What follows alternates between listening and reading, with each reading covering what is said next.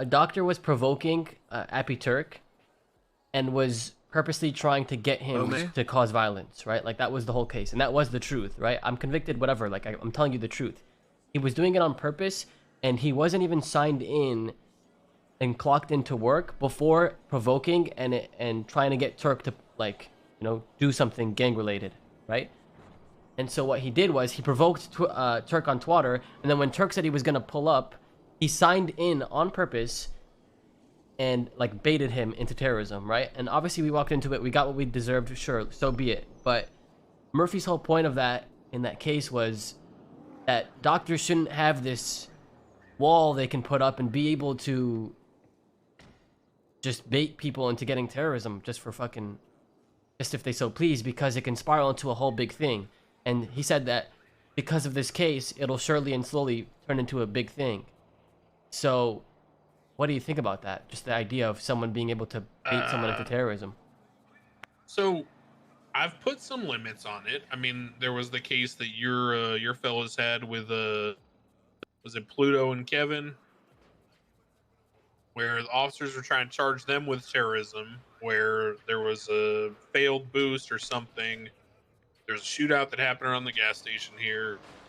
Cops admitted that the cops scaled the medical building, were on top of the hospital, shooting over here and onto your building. And then Pluto and Kevin went to like siege the hospital roof, and the cops trying to push terrorism. And I said, well, that doesn't make sense, because if the cops are the ones shooting from the hospital roof in the first place, then they're the ones compromising the medical neutrality, not the people who come in the second place. Right. So I dismissed that, and I dropped those charges. So I've already put limits on it. My thing is though, when we talk about baiting, it's difficult because take this out of the hospital, right? And take this away from all that, and let's just say you and I are hanging out, right? Okay. And let's say Jack comes up, and I start telling Jack, man, I love cookies. I'd love to eat a cookie. Fucking cookies are delicious. And, man, I would just murder a cookie right now if I had one in front of me. Like, just talking all kinds of crazy shit. Right. If Jack then goes and tries to stab me or shoot me over words, you know, uh, it's not really a defense to murder to say that he's that he was baited, right? What it does is it might transition it from first degree murder to second degree murder, right? So it becomes like heat of the moment as opposed to like a planned killing. And second degree murder has vastly less punishments.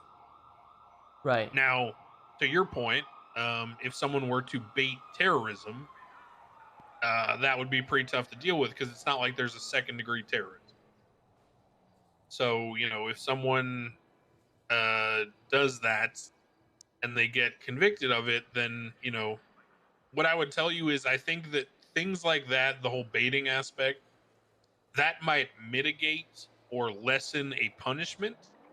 I don't think it would be possible for that to make someone not guilty, because otherwise we'd be opening up a can of worms that says if someone says the wrong words to you, you're able to shoot them and it's legal.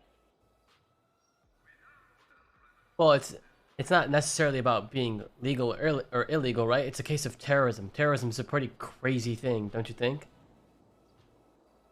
I agree. And there's I feel like there's a lot of circumstantial things, right? Like hospitals in the South Side, and it's surrounded by multiple gangs. Like I feel like to put on the same limitations as the limitations were before in comparison to it being at Pillbox or let's say wherever the fuck over there, it's almost like, I don't want to say unreasonable, but I feel like there's different factors and these factors are changing and they should at least be taken to some account. I agree, which is why I think the the sentence can be mitigated, but I don't know if we can change the crime itself. And I'll go back to the Senate and I'll ask again, but I'll be honest with you, it's possible things may have changed now, because look, I don't want to get too fucking far into it, but you get what I'm saying. Things have changed from the last time I asked. Do you understand that? Yeah. Because the person I'm asking is different. Yeah. So it may be that, the decision is different now. And it may be that, I can separate hospital terrorism and terrorism into two separate charges, which is what I wanted to do like a year ago. I was told no at that time, and I was told that it's going to stay the way it is. But given that we have so many examples now of people sort of, as you said, baiting the terrorism charge in the hospital, especially when those people are doctors, maybe that might make more of a consideration. I don't know. I can talk to the senators and ask them. And given that, the staffing in the Senate has changed a little bit, there might be a different response. But in terms of, in terms of that, I don't really know if that does anything for Jack, because do you know what ex post facto means? You ever heard that? Say that again one more time. Ex post facto, you ever heard that? No. It's a fancy term that basically means that you can't go back in time and change what the laws were at the time a crime was committed. It's only you change the laws and then anything moving forward applies under that. Oh, okay, that makes sense. So it's, for example, if I were to say that, pants that don't go all the way down to your shoes were illegal because exposing your ankles is illegal, I couldn't make a new law and then charge you because I saw you here today wearing pants that go down to your ankles. You know what I mean? Yeah, that makes sense. And the other way around is if I change the hospital terrorism laws to split them, that wouldn't apply to Jack because when he committed the crime, it was still under the old law. So I'm open and willing to consider that as a proposal to the Senate, but I don't know if it would change anything for Jack. Is it based off of when the crime was committed or when they're tried for it? When the crime was committed. Okay. Well, I think regardless of Jack's situation, I think personally that a change would be good regardless of Jack. Obviously, I care for Jack, but I mean, I've seen this happen to me. And now I'm seeing stuff happen to Jack. Like, I think change is good regardless of whether it can help Jack or not. Yeah, I mean, I agree. I think regardless of whether the hospital part of it, I mean, at the end of the day, Jack got baited into shooting somebody in the head because they talked about eating cookies. I mean, and as much as I understand that Jack is who he is and he has his, proclivities and his, personality quirks, at the end of the day, he made that decision, right? So it's pretty tough. Like I said, there is mitigation in sentencing because, we do look at the nature of how it developed.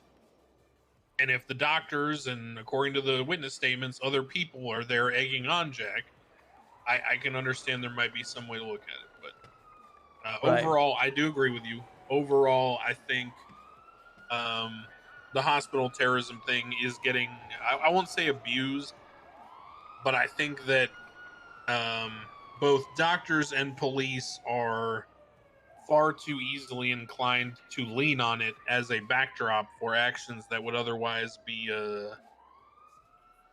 looked down upon by them. Right. So I hear you on that. I don't disagree. Another question I had was, do you know if he'll be? Wait, do you know how does it work with terrorism and a murder charge? Like, will he have an opportunity for bail at all, or is he just stuck? Well, my policy is to always give everyone the benefit of the doubt and give them a chance. I would consider bail, and he might have very, very strict conditions, but the worse the offense, the more strict the conditions, right? I'm open to considering bail for pretty much anyone as long as they have some kind of something they care about, right? Some kind of collateral, some kind of asset.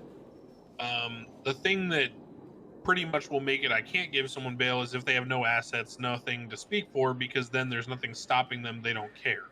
Right. They violate bail, they don't give a shit because they don't lose anything except for time and their freedom, which they were probably going to lose anyway. Right. So it's like, for example, it's hard for me to give like Mike Block bail. Like I probably wouldn't do it. Also, we have a policy now at the DOJ. I might call it the Marty Banks rule, just for the sake of it. Or maybe the Banks Fitzpatrick rule would be more fitting, which says that we do not give multiple chances on bail. Yes. So, wait, am I actually gonna be like a fucking case law thing? I don't know if it's a case law. It's more of just an internal DOJ thing. But I made a point to tell the judges about a month and a half ago that we do not do multiple chances on bail. So if someone gets bail and they mess it up, and the judge feels that they messed it up, then the person goes to jail until their trial. That's just it. So I'm in the history books, is what you're saying. Exactly. Yeah. The Awesome. Marty Banks, Siobhan Fitzpatrick incident, we'll call it. Awesome. So we only do one chance of bail now, because otherwise it just gets too messy and out of control. And there's, good faith and benefit of the doubt is something I believe in, but I also believe that if someone acts against that good faith and benefit of the doubt, then they got what's coming to them. Okay. Yeah, I agree. All right. So yeah, I'll do this. I'll talk to the senators and see what they think about splitting the terrorism charge. Maybe make the hospital one separate. And then that might alleviate things a little bit in terms of it getting baited. Because most of the things that people care about, it isn't really that they get a harsh charge and they spend a lot of time in jail. They care about the fact that it prevents them from, like, getting a pilot's license or running for public office or any of these other things. They can't expunge the charge. It's like, there's a lot of issues with terrorism. Right. Okay. Yeah, I got no problem. I'll take Free that under advisement. I'll talk to Senate. And as far as Jack's case, I'll look into seeing if I'm going to take that or somebody else. But either way, on large cases like that, we often discuss as a group in terms of policy making. So even if I'm not the one running the case, I will still be involved in discussing sort of how we feel about incidents like that. Okay. Well, I appreciate your time, Crane. Thank you. Yeah, no problem. Y'all have a good day. You too, sir. Did you hear him? What? Jack's never gonna be mayor. Hey, y'all want to see something cool? Yeah. Holy mac and cheese. Holy mac and old cheese. fucking fart.